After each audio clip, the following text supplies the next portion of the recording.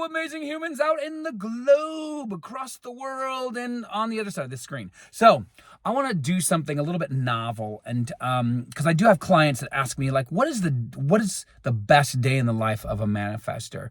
So keep in mind that this is subjective. This is how I interpret it, and so you can take and mix and match and make this your own.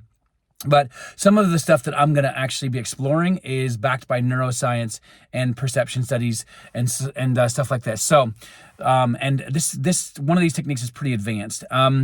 But so that means it's going to take time to actually get used to this.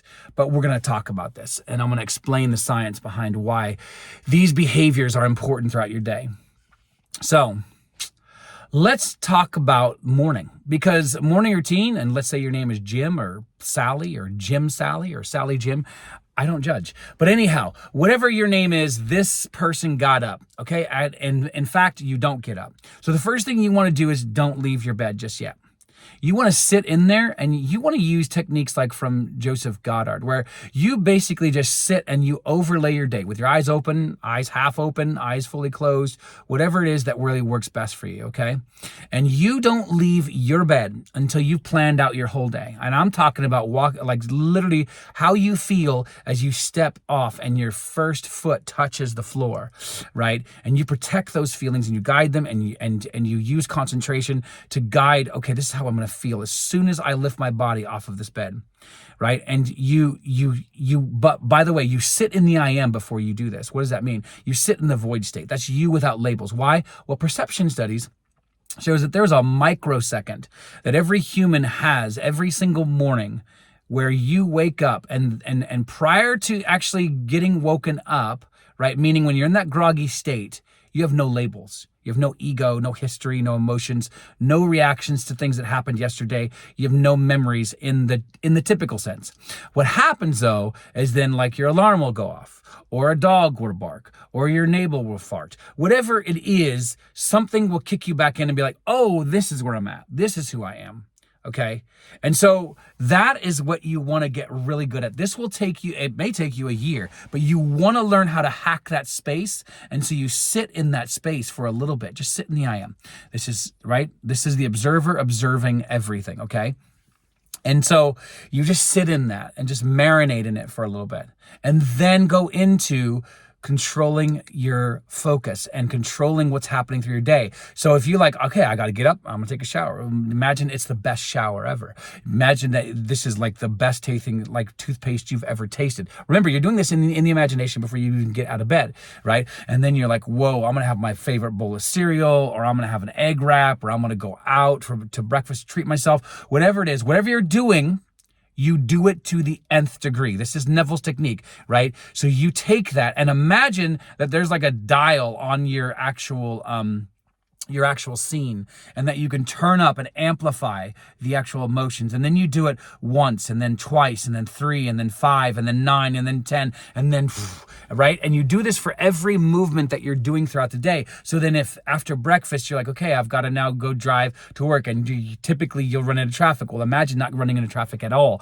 Imagine it being an easy day to actually get to work. And then imagine that day, your boss is like super impressed with you, that he wants to make you the employee of the month, or he wants to highlight your skills for other people, whatever it is, right?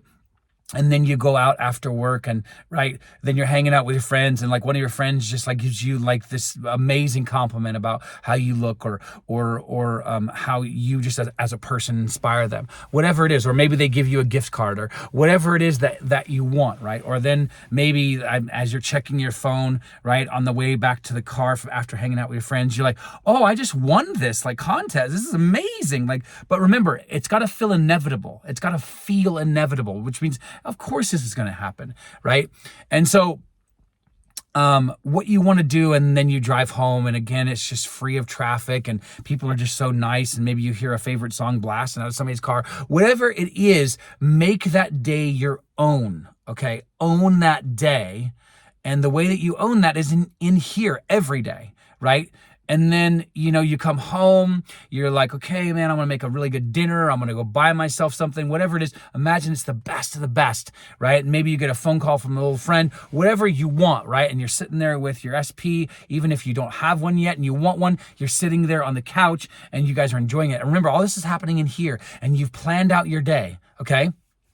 So then you go about your day and let's say some of those things didn't happen. Well, then at night, you're going to go backwards. This is actually what Neville says as well, that he used to do, is that he would reverse his attention so that he would reverse his day, literally back from getting into bed to brushing his teeth at night, because you should brush your teeth twice a day. And then, so you want to end up basically living out the day and then redo it as if it went the way that you want.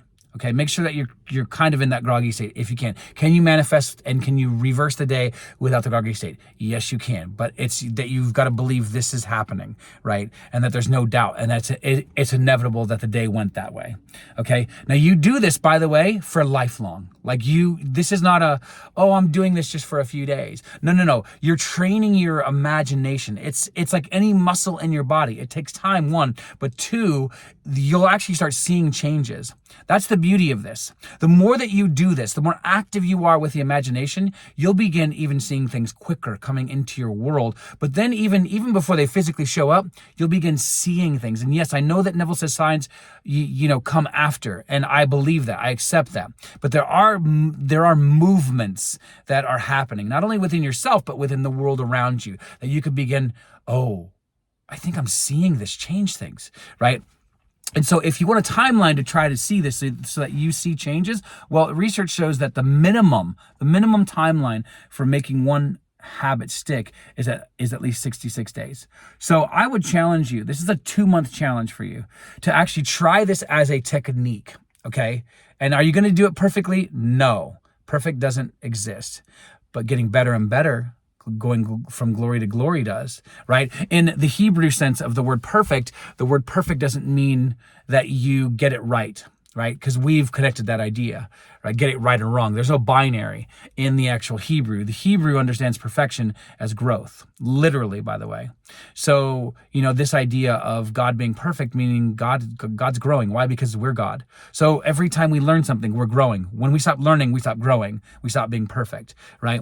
So my encouragement to you is to treat this as a lifelong experiment, but to really stick at it as a personal challenge for 60 days and come back and give me updates. I mean, you can give me updates from day one. Like that'd be super fun. Use the comment stream and just literally spam it. Day 1, I did this. Day 2, I did this. I would absolutely love that.